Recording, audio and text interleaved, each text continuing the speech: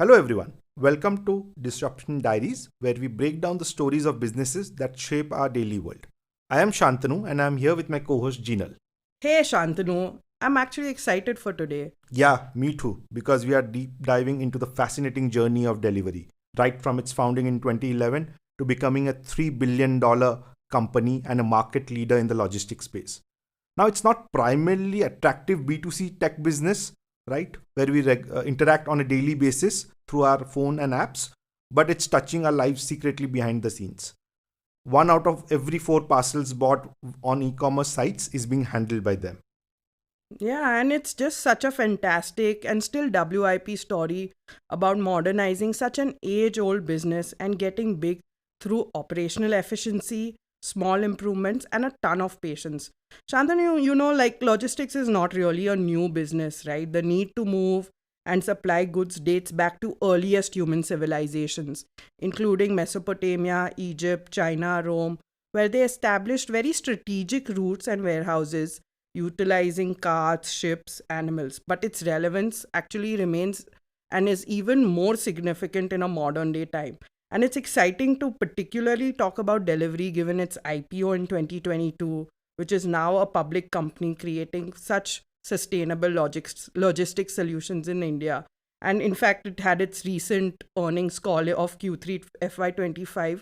So some of the information is quite recent and relevant. So think we'll have a ton of exciting stuff to sort of talk about and deep dive. Yeah, and while it's also exciting, what really attracts me to this industry, because I have also worked in it, is that its relevance to the Indian GDP growth story, right?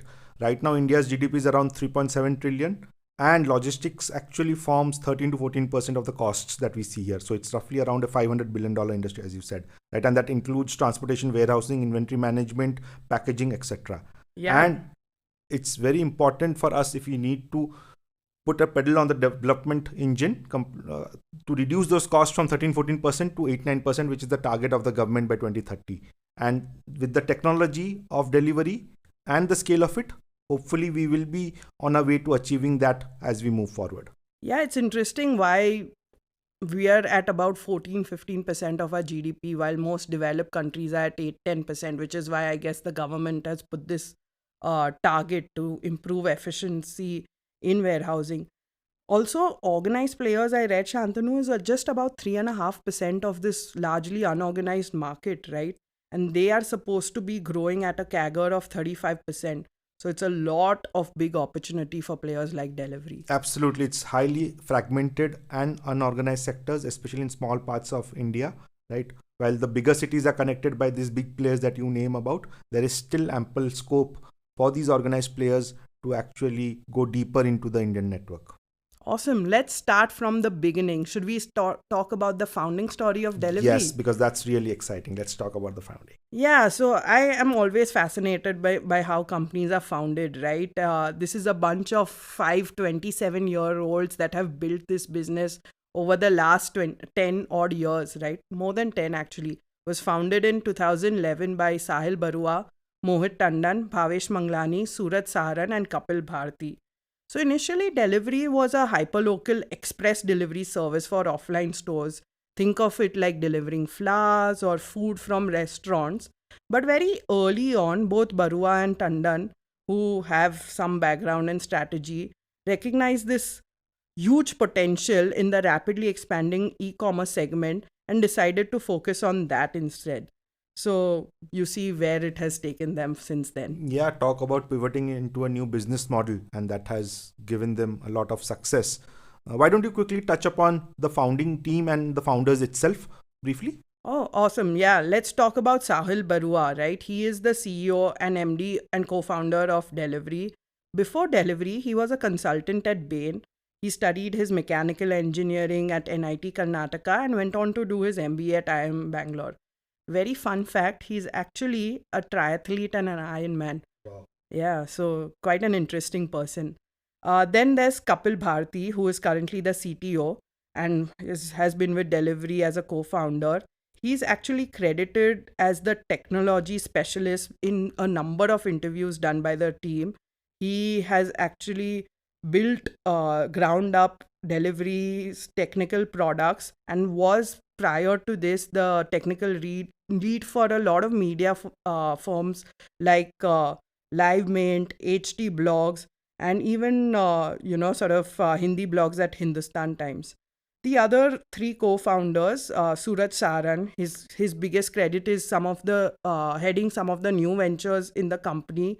He has graduated from IIT Bombay and previously was with both ICICI Lombard and also at Bain and Company with the other co-founders. Um, Mohit Tandon and Bhavesh Manglani, also co-founders who have now sort of officially retired prior to IPO. Mohit Tandon was previously Chief Strategy Officer, and he was largely focused on the organization redesign and M&A projects at Delhivery, whereas Bhavesh Manglani was the operations and supply chain infrastructure brainchild of Delhivery. He graduated from IMC, did his MBA there, and had some prior work experience at telecom companies, including Idea and Reliance. You talk about a diverse founding team, right? I am sure each one of them, while not right now with the company, associated with the company, have contributed enormously to its success. Yeah, in fact, while I can't find a lot about company culture and values on their website, I think this summary that I'll tell you about pretty much summarizes the founders' kind of mindset and culture, which is on their career page. They actually explicitly say we're looking for curious people with a desire to solve challenging business problems. We move fast, operate under pressure, and solve big business problems. That is how work is in the logistics and delivery sector of India, right? So let's talk more about what Delhivery's business model and product is, right? So right now it is India's largest fully integrated logistics provider, both by reach and revenues. Recently, they touched just shy of $1 billion annual revenue, which is a huge milestone for any Indian startup, right? And by reach, they have services to about 18,700 pin codes of India's 19,300 pin codes. So basically, they cover about 97% of India. And the vision is to build what they call the operating system for commerce in India, which will be basically the foundational layer on which small companies can grow. And this basically translates into physical infrastructure to support this kind of growth, logistics operations of the world-class quality and reliability, and technology as well to enable this transfer. Awesome. Let's talk actually about their key products. Let me start with their biggest cash cow, which is the parcel and courier service, right? Which essentially means that they are a partner that delivers products from e-commerce platforms like Amazon, Flipkart, Myntra. 60% of their revenue is from this business. Has, like you mentioned, about 25% share of the overall e-commerce market. I've read that it delivers about 40 to 50,000 orders every day and has 18,000 active customers. That's huge, Shantanu. Yeah, that's huge, and if this is basically the spine of their entire business. And while they have significantly diversified over the years, right, but still this forms the bulk of their revenue. Other products that they also have on their platform includes a part truckload that they have basically built from scratch in the last 5 years that contributes about 18% or 1/5 of their revenue in 2024. And what part truckload means primarily is that they merge the shipments of different businesses together in a truck and send it out from one location to the other location. Other business models that they also support are full truckload, which basically means that a company can directly take ownership of the entire truck and the space inside it and transfer goods from city A to city B. But what is more exciting for me and the products, which while doesn't have a lot of revenue contribution right now, it's only at 10%, is the supply chain solution servicing. Because I believe this is the one that can grow and boom in the future. So what this basically represents is integrated servicing of warehousing, transportation, and other value-added services like, let's say, packaging, labeling, that they give to third vendors.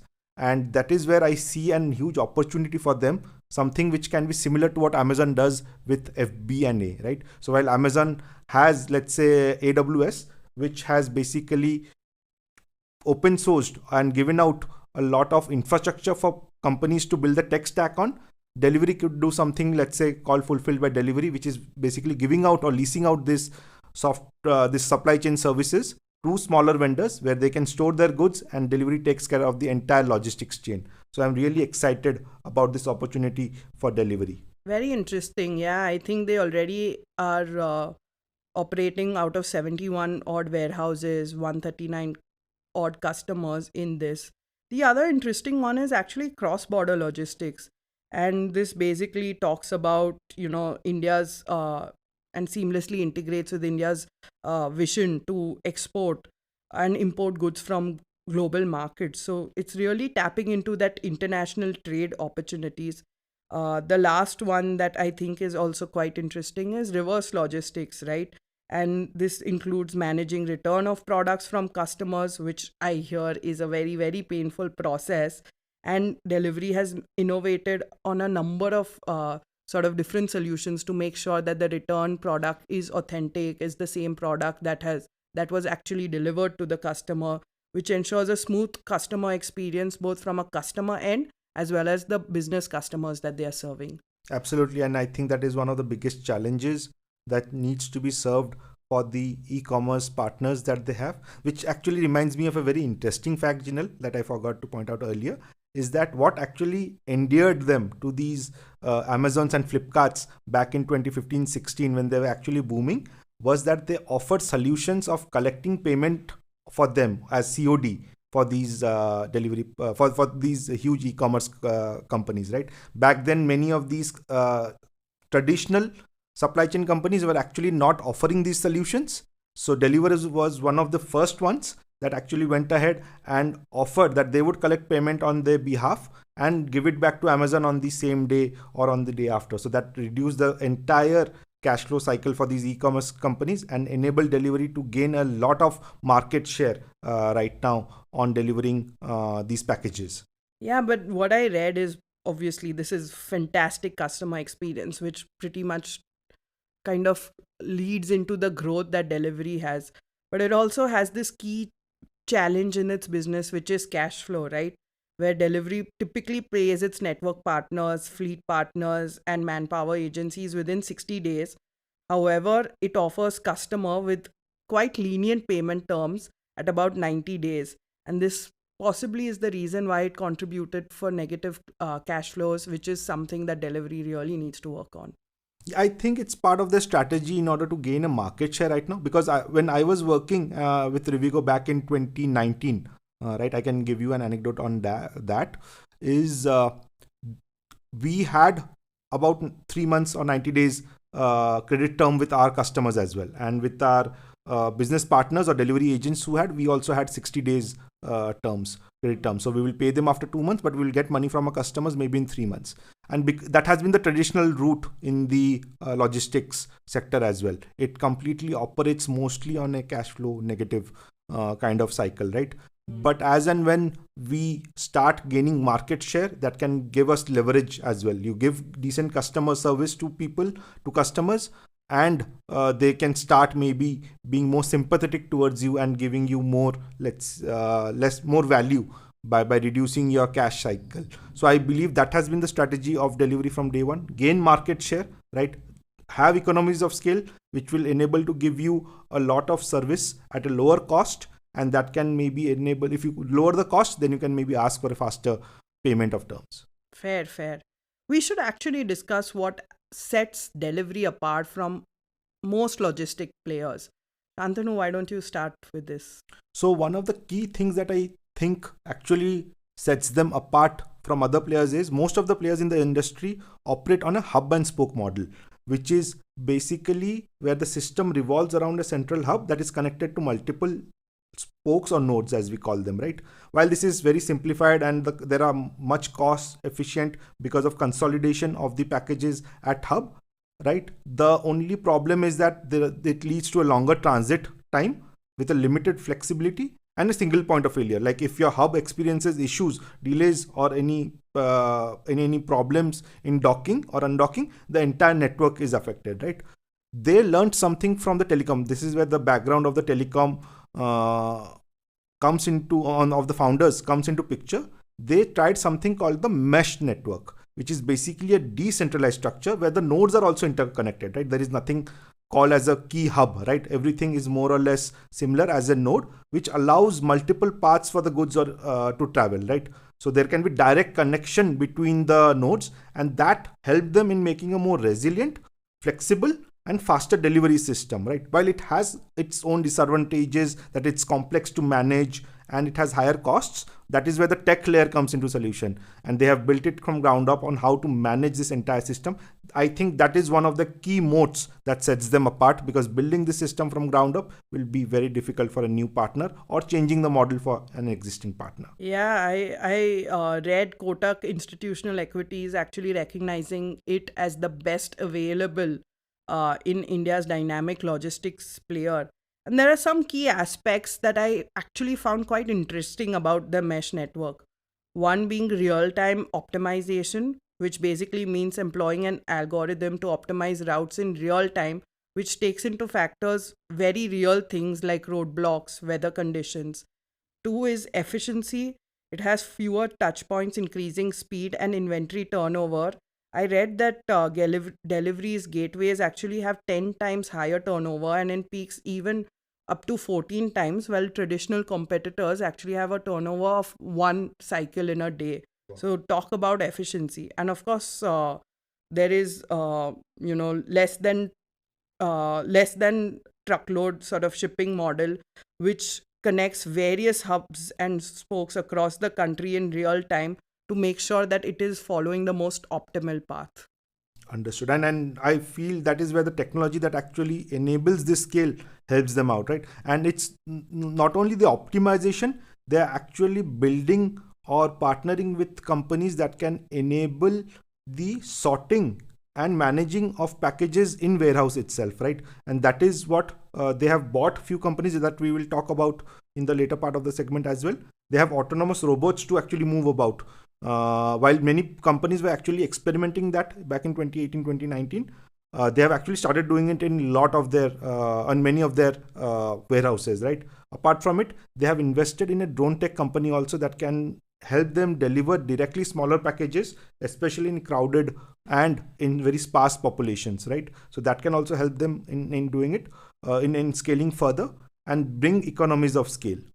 Very, very interesting. Maybe we should cover the sort of Spoton acquisition, which was one of the key highlights in the sort of future of delivery. Why don't you get started, Shantanu? Yeah, so in August 2021, Spoton was one of the competitors for Delhivery. So they acquired that company. It was a deal worth about $180 million or about 1,600 crores, right?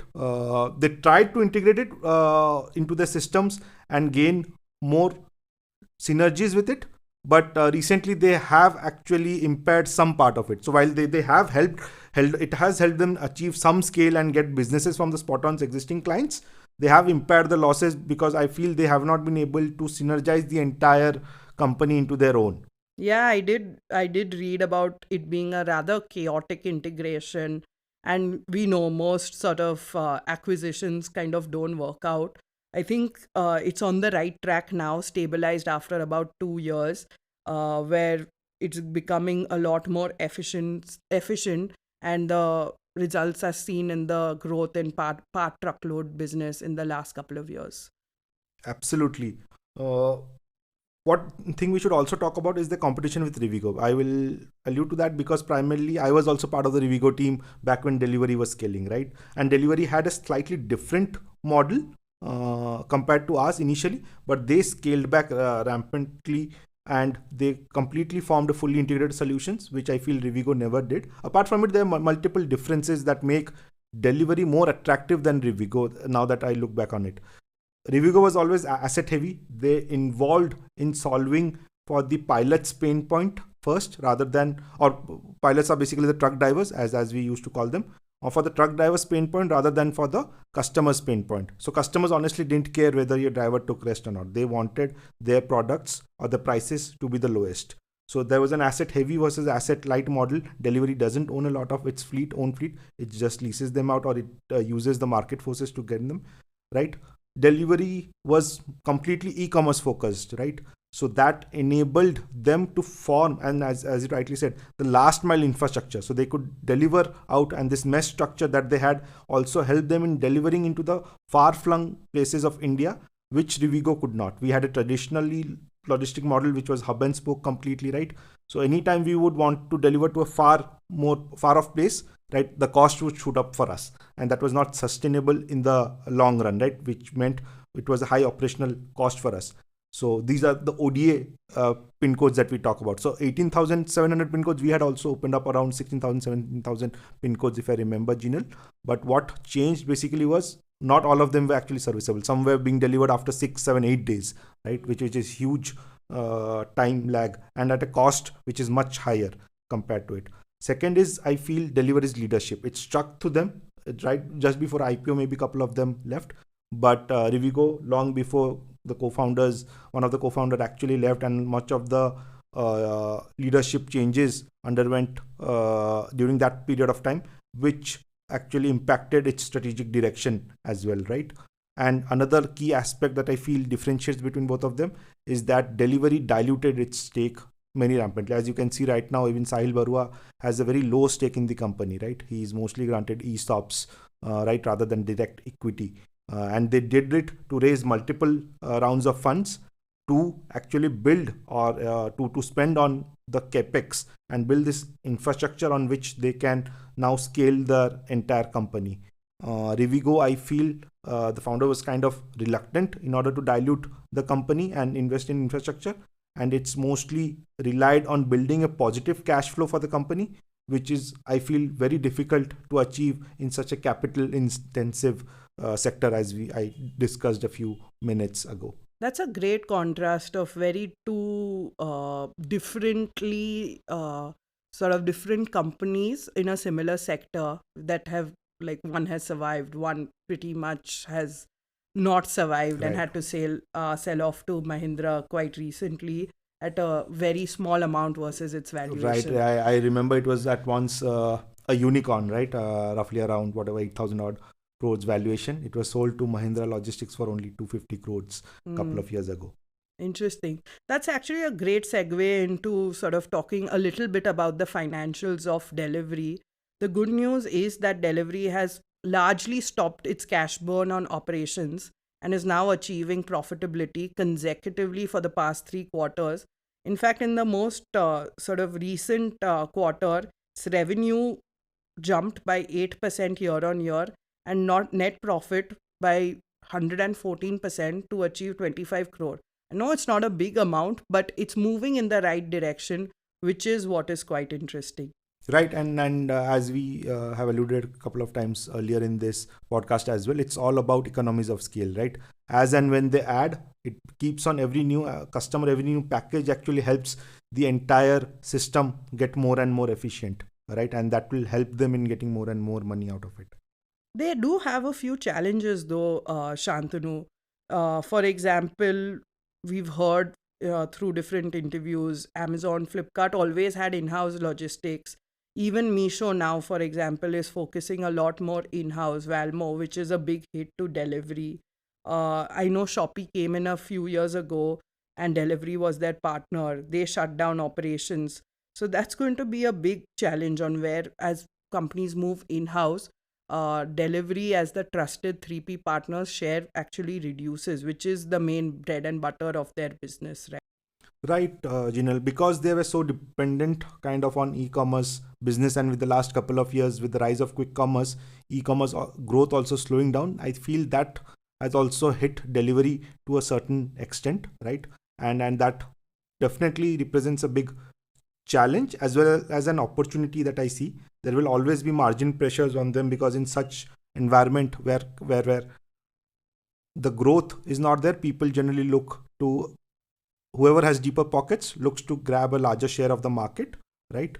There is a huge customer concentration also.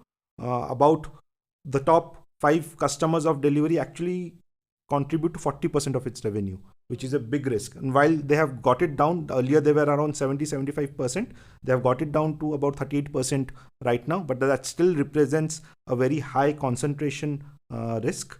But I still feel optimistic about them, primarily because of the founders' zeal and focus on making this entire system more efficient, right? And the challenge is not growing outside of India, because as we pointed out, right, more than 90% of India's logistics sector is actually unorganized. So they don't have to fight each other, or the major partners don't have to fight each other for the market share right now, right? They can just exploit this opportunity, go deeper into the Indian markets, right, into the small towns to grab more and more market share. And the second biggest opportunity that I see for them is something called cloud warehousing, right? Similar to what AWS does. So if they can democratize the warehousing aspect, just like Fulfilled by Delhivery, something like Fulfilled by Delhivery, like FBAN has, right, where you can store your items on a per square feet or a per day basis, and they deliver it within X days or 2 days or 3 days. That can be a great fit for the company, I believe. Yeah, this cloud warehousing concept, which I also heard in Sahil Barua's interview, I think on the Kalari podcast, it's quite interesting, right? If you can make warehousing a variable cost to all companies and cater to elastic demand. Like, for example, we know soft drinks peaks in summer, right? And if you are able to make only that warehousing in summers available, and therefore it's not a cost throughout the year, that just makes companies' financial strategy a lot more efficient. Right. Yeah. Something also that is quite interesting that I heard Sahil Barua say in one of the interviews was how EV vehicles is such a big opportunity for sustainable transport operations, right? Because 55% of middle mile trucking costs is fuel, and that's hugely expensive. EV is going to solve this, but obviously currently it's not been able to solve. Battery life is a concern. Injecting into sort of operations and making it mainstream has still currently not happened in the logistics business, but that's going to be an exciting sort of future potential. Absolutely. Right now, I think most of the EV focus is primarily in the first mile or the last mile deliveries, right, which happen during pickup or the delivery. The middle mile, where bulk of the opportunity lies, I feel the technology right now does not exist to actually help this long distance trucking with the load and the distance, maybe to have the battery life to do it reliably. But I'm pretty sure in future, as and when that happens, that will also be an immensely efficient way of moving goods, reduce their costs, and in the end help India achieve the target of reaching maybe 8 to 10% logistics cost as a percentage of GDP. There are a few other opportunities that I'm actually sort of alluding from the recent earnings call, which sound very practical, right? One is everyone's talking about quick commerce, right? And Delivery also has a plan to be a 3PL partner for quick commerce firms, as well as at least faster commerce, if not quick commerce, which is like sub same day delivery kind of infrastructure. And how can they cater to an increasingly larger selection for that? The other one also talks about regional sort of shipping and national air shipping, reducing the dependency on road transportation, which is going to be an exciting opportunity. And one that we should definitely talk about is Delhivery One, which is their product, Shantanu. Right. Absolutely. So this is a more of a tech product. While I know the entire Indian logistics industry may not be very big on tech, right? It might be a lot of manual and human focused labor that will be going into solving this. But Delhivery One basically alludes to their supply chain services or solutions, which can model shipping platform, right, to help small. That's basically puts in a lot of shipping services, their entire stack onto one platform, right, where customers, after buying the things, right, they can easily send those things to different countries, quickly connect to different places where they sell the stuff, and handling any report that can give them. So it's kind of like Shopify, not for e-commerce, but for the delivery people who manage the business partners, who manage the logistics for the companies, right? This will help. Small businesses now can ship to more than 250 countries because they have partnerships with Amerix, with FedEx. They are the strategic partner for FedEx in India, right? And it will help them maybe in creating a various online or connecting various online marketplaces and becoming big in terms of supporting that culture or supporting that commerce side of things. Very, very interesting. Yeah, I think there are, I mean, obviously tremendous opportunities to sort of disrupt this age-old traditional logistics business, and delivery does seem to be on the right track. So overall, what kind of rating do you give the company? Rating, it's difficult. I don't know what rating on what scales, but I'm really confident that the challenges of the Indian logistics sector will be best navigated primarily by delivery because they are in the pole positions. They have made all the right bets that I feel they have. While there will be up and down and there will be cyclic nature of the industry, but I still feel delivery will be doing really well and being a market leader in this. So, with that, we actually conclude our second episode on delivery. And we really enjoyed deep diving on this company. Hope you enjoyed it. We loved your suggestions. Please keep them coming. If you'd like to cover if you'd like to us to cover any particular company in the next one, do let us know. Have a great day.